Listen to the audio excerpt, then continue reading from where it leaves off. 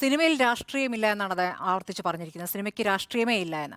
അങ്ങനെ പറയുന്നത് ഒരു ചലച്ചിത്ര അക്കാദമി ചെയർമാനാണ് എന്നിടത്താണ് അദ്ദേഹം അതിലിരിക്കാൻ യോഗ്യനാണോ എന്ന് സംശയം വരുന്നത്. ഈ പറഞ്ഞ പോലെ നമ്മൾ ലോക സിനിമകൾ വി നികേഷ് കുമാറും സ്ഥിരമായി ഫിലിം ഫെസ്റ്റിവലിൽ പോകാറുണ്ടായിരുന്നില്ല. ലോക സിനിമകൾ എന്ന് പറഞ്ഞാൽ ലോകരാജ്യങ്ങളിൽ ഓരോ സ്ഥലത്തും ഉണ്ടാകുന്ന യുദ്ധങ്ങൾ, യുദ്ധവുമായി ബന്ധപ്പെട്ടുള്ള കെടുതികൾ. ഇപ്പോൾ ഇസ്രയേൽ സംവിധായകൻ, പലസ്തീൻ്റെ വേദന പറയുന്ന ഇസ്രയേൽ സംവിധായകൻ ഉണ്ടായിട്ടുണ്ട്. അപ്പോൾ അവരുടെ സിനിമകൾ വരുന്നു. നമ്മൾ പറഞ്ഞ പോലെ ഇറാനിലെ സംഘർഷങ്ങൾ, ഇറാനിലെ സ്ത്രീകൾ എങ്ങനെ ജീവിച്ചു, അവിടുത്തെ പ്രശ്നങ്ങൾ, മജീദിയുടെ സിനിമകൾ, ഇതൊക്കെ നമ്മൾ എന്താണ് രാഷ്ട്രീയമാണ് പറയുന്നത്. ആ രാഷ്ട്രീയം കാണുമ്പോൾ നമ്മൾ ലോകത്തെ അറിയുകയാണ്. അത് നമ്മൾ സ്വാധീനമുണ്ടാക്കുന്നുണ്ട്, നമ്മളെ അത് പരിവർത്തനപ്പെടുത്തുന്നുണ്ട്, പല കാര്യങ്ങളിലുള്ള നിലപാട് മാറ്റം ഉണ്ടാക്കുന്നുണ്ട്. ഇത് അടിക്കാനും കുത്താനുമുള്ള സ്വാധീനം മാത്രമല്ല, ആ തരത്തിൽ സിനിമ സ്വാധീനിക്കപ്പെടുന്നു എന്ന് മനസ്സിലാക്കുകയും ആ തരത്തിൽ ലോക സിനിമകളെ ഇവിടെ കൊണ്ടുവന്ന് ജനങ്ങളെ കാണിക്കാൻ, പ്രദർശിപ്പിക്കാനൊക്കെ മുൻകൈ എടുക്കേണ്ട ചലച്ചിത്ര അക്കാദമി ചെയർമാൻ ആണ് പറയുന്നത് സിനിമയ്ക്ക് രാഷ്ട്രീയമില്ല എന്ന്. അവിടെയാണ് അദ്ദേഹത്തിൻ്റെ അഭിമുഖത്തിൽ എനിക്ക് അത്ഭുതം തോന്നിയിട്ടില്ല. നേരത്തെ ഉണ്ണി ബാലകൃഷ്ണൻ ചൂണ്ടിക്കാണിച്ച പോലെ ചില കാര്യങ്ങളൊക്കെ ഈ പറഞ്ഞ തൃശ്ശൂർ സ്ലാങ്, തുമ്മുകളിലെ അതൊക്കെ എനിക്കും തോന്നിയിട്ടുണ്ട്.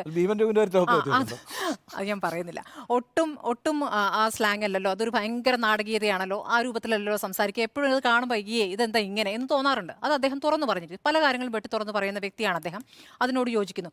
ഈ പറഞ്ഞ പോലെ ഡോക്ടർ ബിജുവുമായി ബന്ധപ്പെട്ട് ഡോക്ടർ ബിജുവിന് പല പ്രശ്നങ്ങളുണ്ടായിരിക്കാം, അദ്ദേഹം പല വിഷയങ്ങളും പ്രതികരിക്കുന്നത് അസ്ഥാനത്തായിരിക്കാം, ഒക്കെ ആയിരിക്കാം, എനിക്കറിയില്ല. പക്ഷേ ഒരാളെ പറ്റി പറയുക അല്ലെങ്കിൽ അദ്ദേഹത്തിന് സിനിമയെപ്പറ്റി ഇകഴ്ത്തിക്കൊണ്ട് സംസാരിച്ചാലാണ് ഒരു പ്രതികരണമാവുക എന്ന രൂപത്തിൽ പോകുന്നത് ശരിയാണെന്ന് എനിക്ക് തോന്നുന്നില്ല. ഡോക്ടർ ബിജു തൻ്റെ പ്രസക്തി തിരിച്ചറിയണമെന്നത് ഒരു വാചകമായി തന്നെ പറയുന്നുണ്ട് ഉണ്ണി ബാലകൃഷ്ണൻ ആ ഇൻ്റർവ്യൂവിൽ. അങ്ങനെ അദ്ദേഹം പറയാൻ പാടില്ല. ഡോക്ടർ ബിജുവിന് അദ്ദേഹത്തിൻ്റെ ശൈലിയുണ്ട്.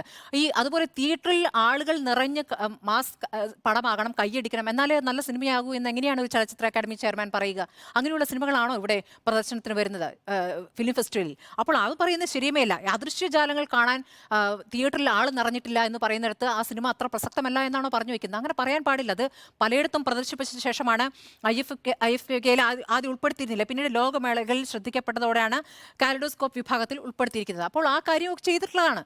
അപ്പോൾ മറ്റ് സംവിധായകരെ ഇകഴ്ത്തിക്കൊണ്ട് താൻ ഒരു വേറിട്ട മനുഷ്യനാണെന്ന് പറയേണ്ട കാര്യമില്ല. അദ്ദേഹം ഈ പറഞ്ഞതുപോലെ തട്ടുപൊളിപ്പൻ സിനിമകളും എടുത്തിട്ടുണ്ട്, അല്ലാത്ത സിനിമകളും എടുത്തിട്ടുണ്ട്.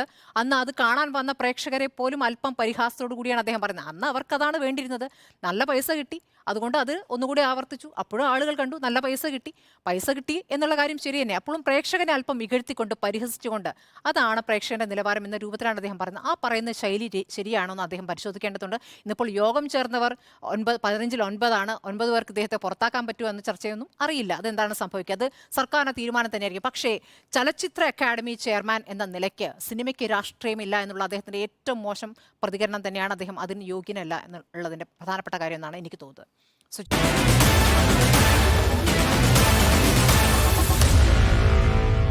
Meet the editors.